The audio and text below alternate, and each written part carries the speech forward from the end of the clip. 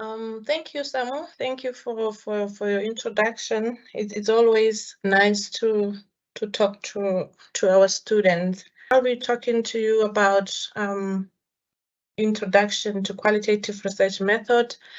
So I'll do this, like I said, it's going to be a long presentation, so I'll try to be as fast as I can, but also not compromising the presentation. I'll start with what is qualitative research, the differences between quantity and quality research, purposes of qualitative research, when do we use qualitative research, what are the qualitative research processes, what is the role of the qualitative researcher, what are the skills that are needed for a qualitative researcher. And we'll talk a bit on qualitative research design, the sampling method and data collection analysis method, and trustworthiness and rigor in qualitative research. What is qualitative research? It's a method of naturalistic inquiry aiming to study people in their natural social settings. The focus is on the meaning that the participants in the study setting attach to their social world. It involves finding out what people think and how they feel. You'll agree with me that that is going to be subjective, as it involves feelings and impressions rather than numbers. Qualitative research believes that if we are to understand the topic, we need to look at it through the eyes of those who experience it and try to understand it from their point of view. So basically, we understand the phenomenon according to the meaning people bring to them. If we are to understand, for example, what gender-based violence is, we need to talk to people who are experiencing it. Or if you want to understand, what it's like to live in the street, we need to ask those people that are living in the street. So that's what qualitative research is about. Like I said, it involves finding out what people think, how they feel, and we also look at the phenomenon through the eyes of those who are experiencing it. So I'll quickly talk about the differences between quality and quantity. I think you know this. I'm not going to spend much time on it. The types of questions that we use in qualitative, in most cases, we use open-ended, and then in quantitative, we use closed-ended question. For example, like if the example that I just gave you, if you want to find out what it's like to live in, ask your participant what it's like to live in the street. So this is just an open question, they will say whatever they want to say, but with quantitative, the question, like I said, are closed-ended. The sample size usually in qualitative is a small one, whereas in quantitative, we use large numbers. When conducting a research, the skills of the researcher are required. We'll talk about those, whereas in quantitative, few skills are needed because you'll have like a survey, for example, that is already been made. So you don't necessarily have to do anything, just give it to your participant to fill in. And the type of analysis, we use narrative description in qualitative, and then in quantitative is more objective, and we use statistical inferences. Types of research, with QUALI is more exploratory, and then with quantity we describe. And then the sampling, we use purposive sampling. All qualitative research uses purposive sampling, whereas the quantitative, they use random sampling. What is the purpose of qualitative research? We use qualitative research because we want to understand our participants. We want to understand the meaning that they're giving to the phenomenon, understudy what does it mean for them to have a particular experience. We want to explain a phenomenon, we want to develop, we want to describe, we want to identify, or we want to generate a theory, for example. So when do we use qualitative research? When we use qualitative research where there is a problem or an issue that needs to be explored, when we want to study a group or a population, when we want to study a complex or have a detailed understanding of an issue. Like I said, we talk directly with people, we go to their homes, to where they work, just to allow them to tell tell their story. And we use qualitative research when we want to empower individuals to share their stories or hear their voices. Like I said, you talk to people who are experiencing the phenomenon. If you want to understand, if you want to have a detailed and comprehensive understanding of that phenomenon, understand the context, the setting in participant in the study address a problem or an issue. With qualitative research, we're saying context it's important. That's why when you do when you write your methodology section, you need to explain your context in full, so that will help the the readers to understand you know, a bit of the characteristic of your participants and even your sample size, your sample size. We use qualitative research when we want to develop a theory. So basically when we want to explain things, when we want to describe things, when we want to understand things. What are the qualitative research processes? We have the theoretical approach, the data collection, and the data analysis. So the theoretical approach, there are two theoretical approach. We have the induction theoretical approach, and inductive theoretical approach, and the deductive theoretical approach. So inductive theoretical approach is a bottom-up approach. So what happens here is that the researcher uses the data to build an abstraction or to describe a picture of the phenomenon that is being studied and then develop a theory. Whereas with the deductive approach, this is a top-down approach. Well, what happens is that the researcher will use the existing theory to develop use the existing theory to shape the approach. You adapt the qualitative research processes and the aspect of data analysis. So the processes are: you develop a theory based on the existing theory, then design a research strategy to test the hypothesis or the assumptions that you have, and then use those theoretical propositions to explain what you expect to find. So that's the difference between deductive and inductive theoretical approaches. So what is the role of the qualitative researcher? It draws, you draw as a qualitative researcher, you can draw from your own experience, because you are regarded as a resource in the inquiry. We say in most cases people do research or conduct research in areas that they are familiar with, or in something they have experienced. So your experiences will also guide you as you do your research. And then qualitative researchers, they think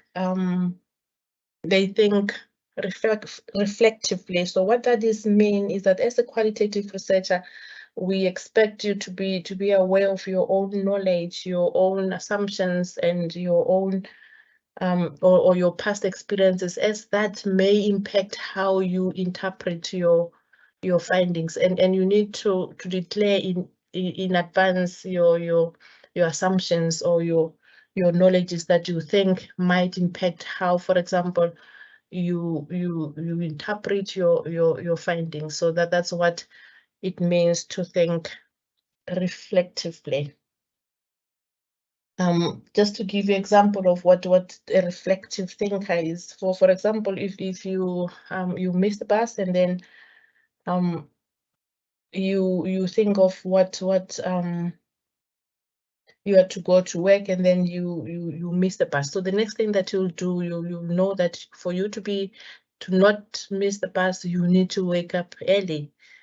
You need to get to the bus station earlier, so that does not happen. You don't miss a bus. So we say you learn from that experience, and then decide on coming, and then you came up with a suggestion. With an intervention, or you want to do things differently. By going there early, that means now from what you experience, you have learned. So basically, that's what being a reflective thinker means. You become aware of your own knowledge, your values, your assumptions, and your past experience, and you consciously decide to learn from those experiences. So another role of the qualitative researcher is to give a voice to the participant. If you interview your participant, for example, that's you saying, I'm interested in what you have to say, giving them a voice, empowering them by saying, I'm aware that you are going through this. How are you experiencing this phenomenon? So that's why we say your role is to give your participants a voice.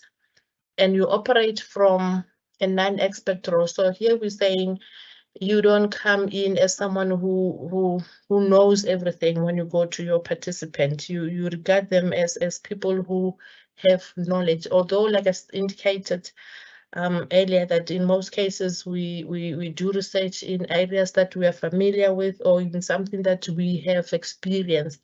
So, but that does not make you an expert in that particular role. So that's why we're saying you need to operate from a non-expert role. So basically we're saying try as much as you can to bracket whatever you know, keep it aside, whatever you know, and let your participant do the talking. Let them tell you about their experiences. And again, be open to possibilities of listening to plural voices as constructors and agent of knowledge. So here we're saying, listen to your participant, listen to what they have to say, and appreciate that people are different and they will experience the same phenomenon differently, and it's okay. People use different lenses to view things, and it's okay. So as a qualitative researcher, you need to appreciate the plurality of voices in among your participant, and there's nothing wrong in that. Responsive listening. What are the skills that are required when you are a qualitative researcher? We talked about the roles. Now we're talking about what skills are needed for you to do qualitative research. We have the first one is responsive listening. So this refers to paying attention to verbal and non-verbal cues when for example, when you're interviewing your participant, the participant eye contact, their body language, gestures. So those contribute or those will assist you in interpreting your result. For example, when you're talking to your participant, or maybe you ask the question before they answer your question, they hesitate a bit. That's a body language that you need to interpret. That you need to take into consideration when you interpret what they were saying, because that have many implications to your findings. So that's what responsive listening it's about. It implies, again, genuine understanding or empathy, acceptance, and concern. And that is important in establishing a rapport with your participant. If your participant feel that you understand where they're coming from, they become or they feel they can share with you, and they are confident and they feel safe around you, that will help you in getting the data that you need. And they don't perceive you as a threat. But then if they perceive you as a threat, chances are you're not going to get the information that you need. So one of the other things that you need to do, the skills that you require is the minimal verbal responses. So these are signs like nodding or verbal cues such as saying yes or I see. So that indicates that as a researcher, you're listening and you're following what is being said. Like I said, give your participant, listen to what they have to say. But when listening, you need to also indicate to them that you are with them, you following what they're saying, and by responding by those minimal verbal responses is you saying, I'm here, I get what you're saying, and what you're saying is important to me. Another skill that is required is probing. Here is when a person wants to dig deeper into an issue. If you want to understand more about a particular issue that your participant are saying during the interview, so that's what probing is about. So it's an open-ended attempt to obtain more information. So statements such as "tell me more" or "I'm wondering" can be used in order to probe or to dig deeper into what the participant is saying.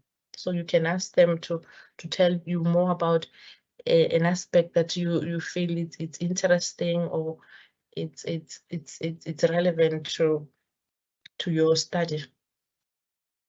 Another skill that is required is the reflecting, which refers to the researcher's understanding of the interview's concerns and perspective.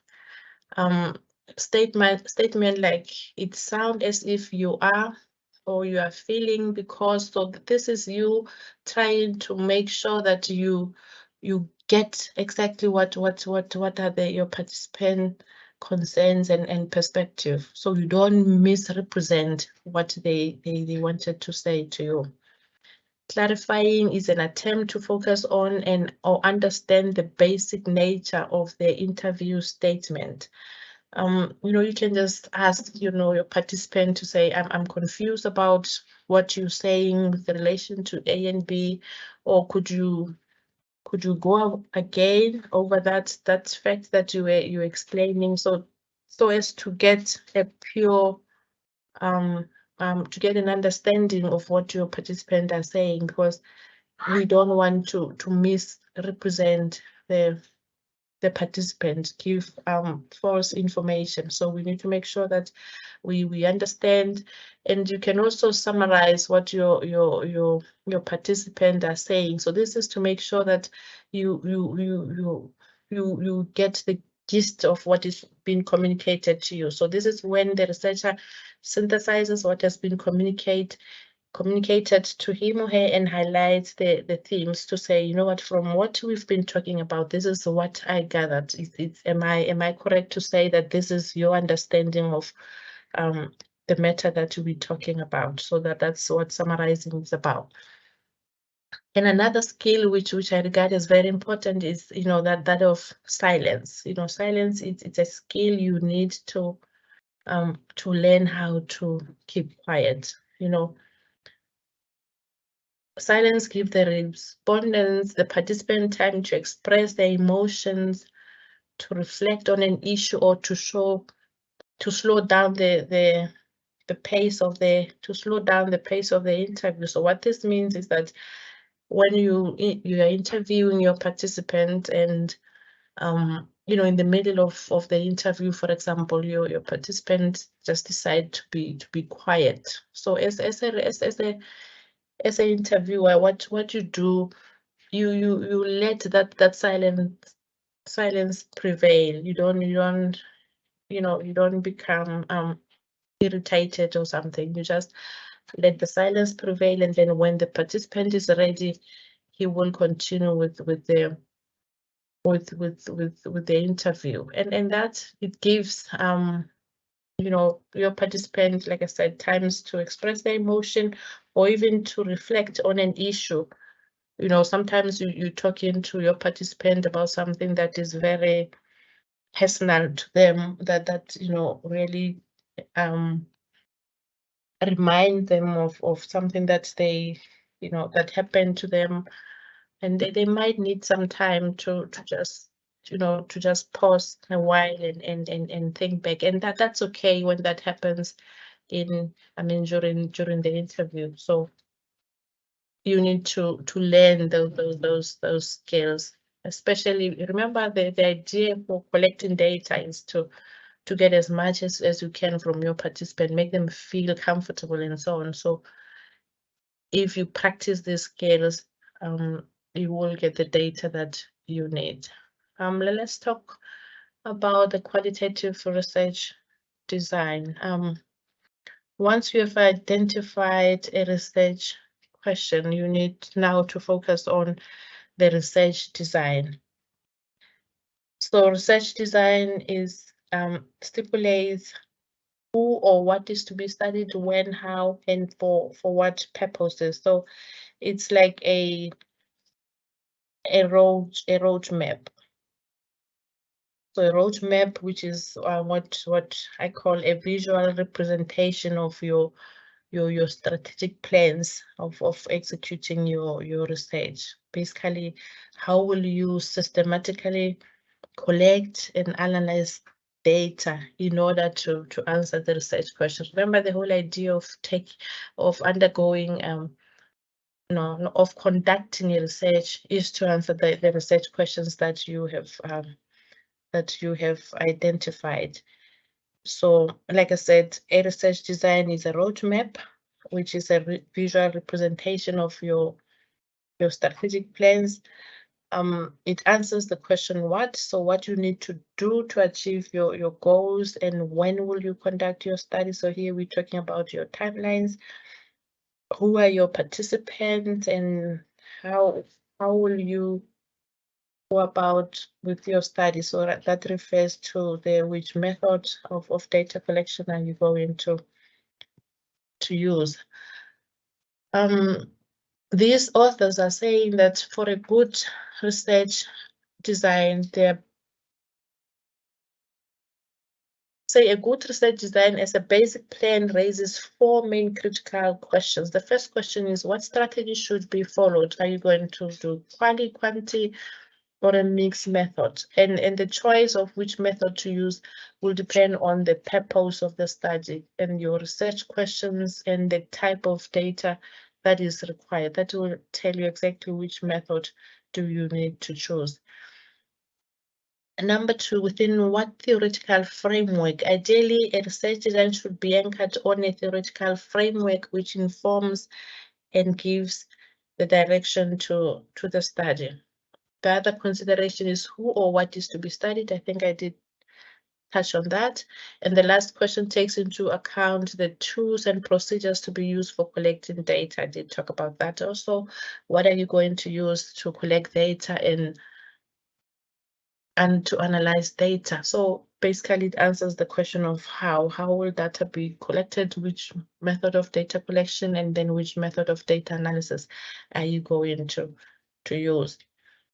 The research design enables the reader to judge the extent to which using the design would adequately answer the research question. Like I said, the whole idea is to answer the research question. So you look at the method that will be needed, the data analysis, and your participants, and the time, when will that happen, the time that you have, and you look at for what purpose, what is it that you want to achieve. So that will talk to your design. So there are different qualitative research designs.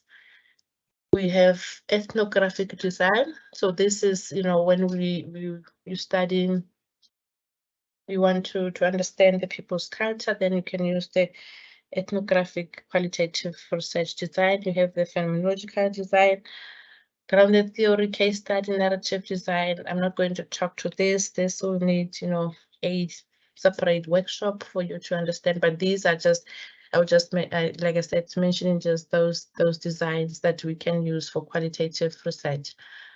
Let's talk about sampling. Sampling is choosing a research method is not only the decision that you have to make. You need to decide who you will ask to participate. So this process is called sampling, and the participant you choose are called your sample. So the sample represents your population. Remember, you can't study the whole population, but you're saying you sample from the entire population. So the process of deciding who will participate in the investigation is what we call sampling. So with qualitative research, sampling is called non-probability sampling, or we say it's purposive. So all qualitative research sampling is purposive. So we say in participant selection have a clear rationale and fulfill a specific purpose related to the research question. That is why we refer to them as purposive. We don't include the participant, because we like them, but we have a particular purpose for including them. They might be sharing a particular characteristic, or maybe they're from a particular group of people that we are interested in, and we regard them as key informants. That's why we choose them to participate. So that's what purposive or non-probability sampling is all about. So there are different sampling methods in qualitative research. Like I said, all of them are non-probability sampling for snowball sampling, convenience sampling, key informats, culture sampling, and volunteer sampling. I'll just touch on this briefly.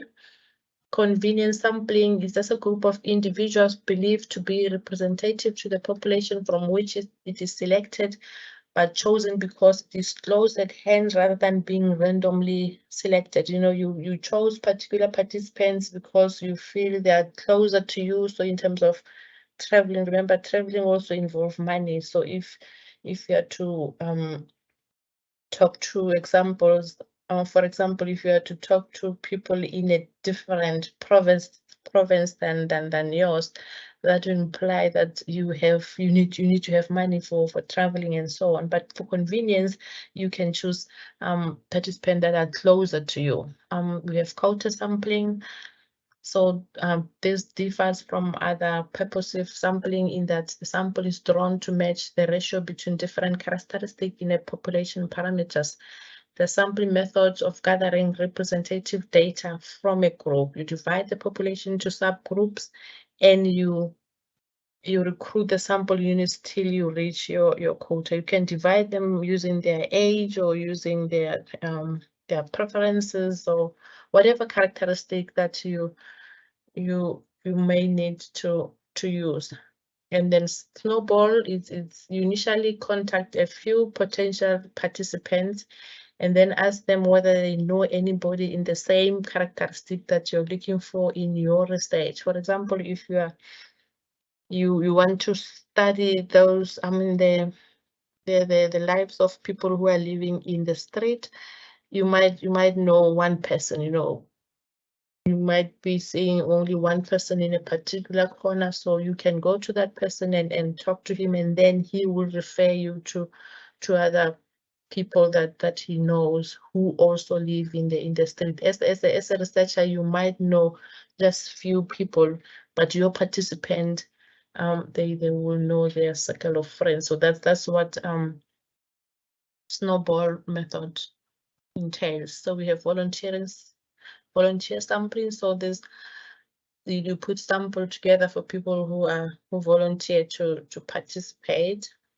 They agree to be part of the study because they understand the importance of that study, or they have time to do so, whatever reason, but they need to agree to be part of the study. So the key informant sampling relies on people in their community identified as expert in a particular field of interest.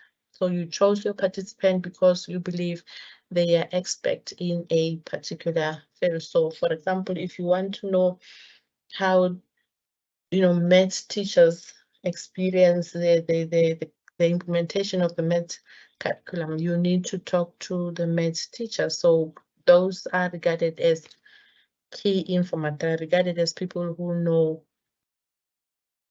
the curriculum and they are expert in that field. So how do you choose your sample? Sometimes students will be saying how many people, I'm doing a qualitative study, how many people should I use in the study? And that depends on the purpose of your study. In other studies, you just need, for example, one person. For example, if you're doing an ethnographic study, or you want to know about people's cultures or whatever, depending on what is the purpose of your study. So you can, like I said, you have some specialists, like expertise in the area you're investigating, or you can have people who represent a particular group, or you can ask someone to choose your participant. So that's how you can choose your participant if you know them, or you can ask someone to choose the participant for you. So maybe, for example, when you're doing the referral sampling method that I was talking about, the snowball method, you only know one person, and then they will refer you to the other people. So what are the do's and don'ts in choosing your sample? You're saying you need to ask the right people. Asking the right people here, we mean talk to people who know about the phenomenon that you are interested in. For example, if you want to, I will give you examples that relates to teaching, and because I'm in education college, in the College of Education. For example, you want to study how learners experience violence in the school. You need to talk to learners about that. You can't talk to teachers if you want to talk about, if you want to know how learners or how students experience school violence. So that's why we're saying talk to the right people. And then don't give work to others which you could do yourself. For example, don't ask your participant to, if you want to talk to them about the curriculum policy, don't ask them to read the policy, because that's not their job. You need to read the policy. You're the one who's interested in what is in the policy, going to ask questions based on the policy. So read the policy. Don't ask your participant to read the policy. And you need to plan carefully the involvement of children and young people. So you need to get consent, and also the consent from people that you're going to choose as your sample. So if your study involves young kids, you need to get the consent from their parents or from their guardians. You can't just use them in your study without getting the consent of their guardians or their parents. So this will just give you a summary of the sample size that you may use in different methods. For example, if you're doing ethnography, like I said, ethnography is about the study of the culture of a particular population. So you can use, you can study a single culture. So that you might need, you might need 2, 3, 4 people or whatever number. Like I said, the sample size does not matter in qualitative research. What matters is whether your sample will be representative and your research question will be fully answered by using whatever number you intend to use. But you need to give a rationale for having a particular number. Remember, although we're saying we don't use random sampling, we use purposive sampling, but there should be a rationale. Why are you using a particular group of people? Because you don't want to be biased, or to be accused of being biased to a particular group of people. So you need to give reasons why you are including A and not B and C. So for a narrative study, you can have 1 or 2 people, because narrative, basically you're saying, tell me about talk to me about your experiences. The same goes with phenomenological study. You can have 5 to 25 people, grounded theory 20 to 60. Case study, not more than 4 to 5 cases. You can have 2 cases, 3 cases, but you should not use more cases, because remember, with multiple case study, the idea is to compare the cases. So if you have 10 cases, you'll be overwhelmed with data, and at the end you'll not do justice to the cases that you have selected. So make sure that they are manageable. So that's why we say you cannot have more than 4 to 5 cases, at least 2 cases or 3 cases at the most. What are the data collection methods in qualitative research? We've got interviews, focus group, discussions, and interviews. We have semi-structured interview or structured interviews, and then we have focus group discussions. Observations, we have passive observation or active observation. So passive observation is where you get, for example, if you're observing a teacher in the classroom, you just get into the classroom, you sit there and just observe, you do nothing. But active observation, that's where you are a participant while you are observing. And then field notes, also their data collection tool in qualitative research. And in most cases, students do take field notes. Field notes will be those notes that you take when you are interviewing your participants, because when you interview and you are recording at the same time, your recorder will not record those body the gestures, the nodding and other body language. So you can write those in your field notes. So they are important and they should be accounted for when you analyze your data. So you can use document review or analysis. You can use public documents, the reports, letters, and then you can do video recording as your qualitative data. You can use diary entries and so on. The aim of data collection is to get a deeper and rich data and deeper insight into the phenomenon that you are interested in. So these are just the type of qualitative data. We have structured text, so this includes your stories. When you're doing a narrative study, you have your surveys, the comments, the news articles, and so on.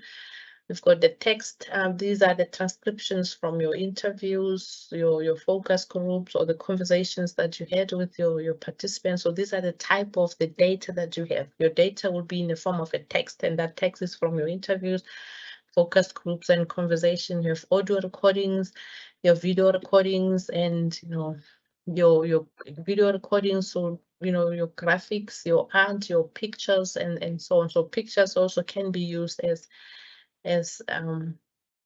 I mean, it's a type of data that you can have, but make sure that the pictures that you use will really communicate what you want to communicate, because pictures are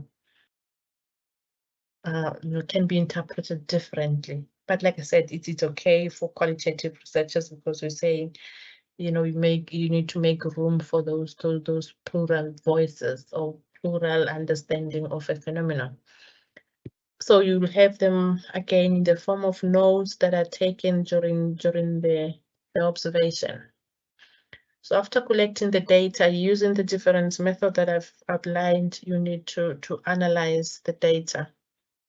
So with qualitative research, we're saying data need to be analyzed as you are collecting it. You don't collect the data and then at the end analyze the data. And the reason for that is that as a qualitative researcher, you need to know your data. You need to know what is coming out of your data. That's why we're talking about immersing yourself in the data.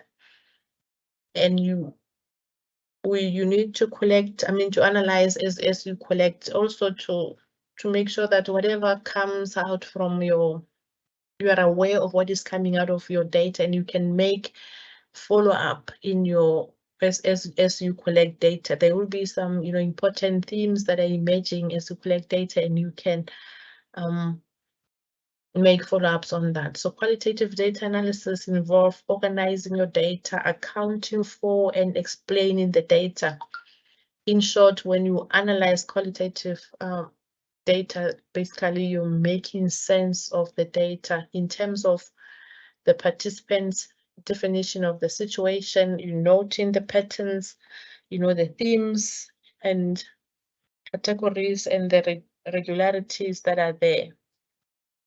So it involves continual reflections about the data, asking analytical questions and also writing the memos.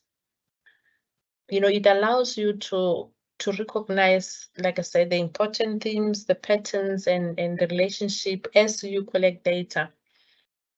And it also allows you to adjust your future data collection approach to see whether they exist in other cases. Like I said, that's why we're saying analysis and collection needs to go hand in hand, so that you can be able to adjust your data collection approaches and so on.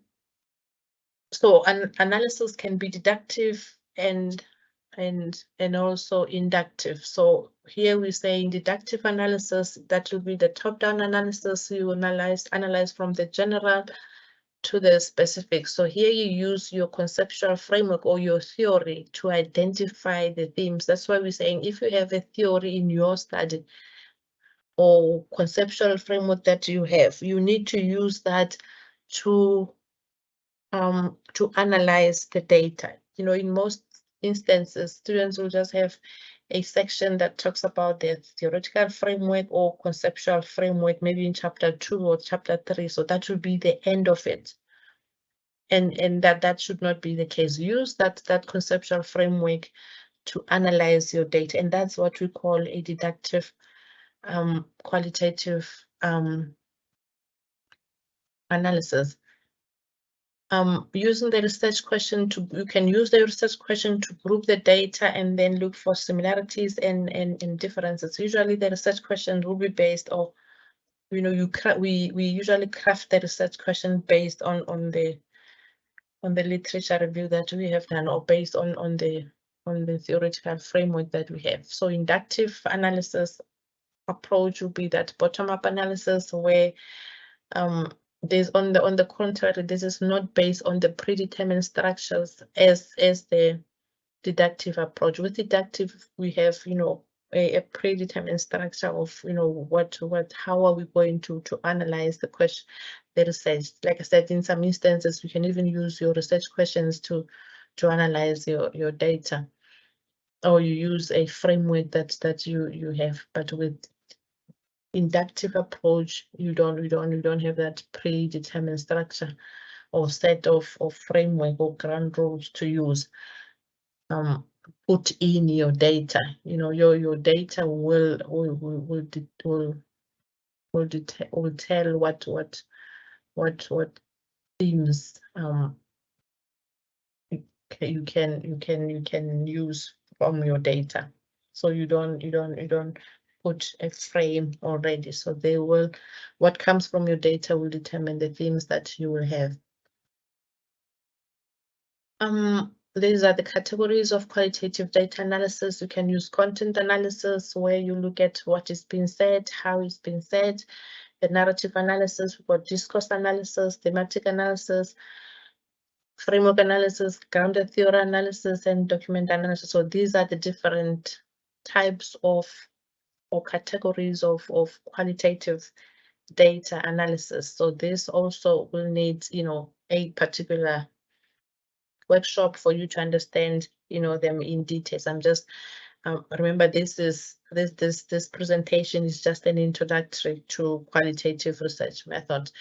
So your job is to address the purpose of the study or answer the research question, make sense of huge amount of data that you've collected. So basically, you know, you need to find out, you know, this is the data, what is standing out from the data that I've collected, and then work across types of data set. For example, if you're using interviews and observation, you know, look at what is coming out from both ends, and you construct the framework of essence of what data,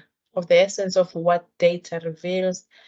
And, you know, make sure you analyze the data, like I said, right from the start. You don't wait for the whole study to be concluded. I mean, the whole data collection process to be concluded before you analyze your data. What are the strategies that you can use to achieve rigor in your qualitative research? Number one, a clear description of the sample. So here we're saying you need to explain why you have, I mean, which sample, I mean, which participant, for example, are you using, or which, you know, your population. Explain it in detail so that you know, we can understand why you have included A and not B. So that's basically what a clear description of the sample is. You know, the rationale for including particular participants in your study and excluding others. So that's basically what we mean by giving clear description of the sample. And then explain why and how the sample was chosen, why and how you have chosen a particular sample. If you're using, for example, a school in a particular area as your research site, explain to us how you've, there, for example, is a primary school, and in that area, maybe in a township, there are about 5 primary schools. So explain why you've chosen this one particular primary school and over the other primary school. So that's basically what you are referring to here by explaining of how and why the sample was chosen. Engaging others or code or to discuss the findings. So here we're saying it's okay to ask other people to help you in the analysis of the data, or maybe after analyzing, you give your analysis to someone to say, this is what I've come up with. Just go through it and see if you get the same, you'll come up with the same findings as I did. So that's one way of making sure that you achieve rigor in your qualitative, and that usually we call it member checking. So member checking or participant validation, basically that's when after collecting data, you transcribe it, and then after transcribing the data, you give it to your participant to say, this is your transcribed data. Go through it and see if I have captured your thoughts the way you wanted me to. And you give them the chance to, if they feel they want to change their mind, they're allowed to do that. So that's what participant validation or member checking is all about. And then we can have a peer review of findings. You can use triangulation. So here we're talking about using different research, data collection methods to validate the result of your study. You can use observation and interviews. So one method would be used to validate what you'll be getting from the other method. So there is trustworthiness in qualitative research, whereas in quantitative we're talking about validity and reliability, but in qualitative research we're talking about trustworthiness. This relates to the assessment of the quality and the worth of the study. It helps to determine how the study findings reflect the aim of the study, and then the aim of the study based on the data that is provided. So there are 4 components of trustworthiness. We've got credibility, transferability, dependability, and confirmability. So credibility here refers to whether the representation of the multiple participant perspectives is reflected appropriately. So you can use member checking or triangulation in order to ensure the credibility of the study. We have transferability, like I said, dependability, and confirmability. So again, you also need to look at the feasibility of your study. So here we're talking about what are the resources that you need. Do you have them? Do you have the money for that? Do you have human resources to do your research? So this is something that you really need to focus on, so that remember, the aim is to complete your study. So you don't want to be at a point where you can't continue because you don't have money, for example, to travel to your party to collect your participant to collect data, or you don't have necessary human resource or whatever. So you need to make sure that you check whether it's going to be feasible for you to collect, to do your study, and then you look at whether data collection is manageable. Do you have time to do that, and are the people who are your participants, for example, available? Sometimes you choose people that they're very busy. You end up not be able to have access to them because they are busy. So you need to make sure that your participants will be available, and the scope must be manageable. Research expertise must also be considered. What this here we're talking about what you, as a, like I said, as a as a qualitative researcher, you need to have some expertise for you to be able to conduct your studies successfully. I think I'm doing well with time. And then ethical considerations, you know, as a researcher, there are some, you know, ethical consideration that you need to be aware of. Your participants should not be subjected to harm in any way whatsoever. Respect the dignity of your participant of research. Make sure that you get their full consent. They need to agree to be part of the study. They should not feel that they were forced to participate. That's what we talk about voluntary participation.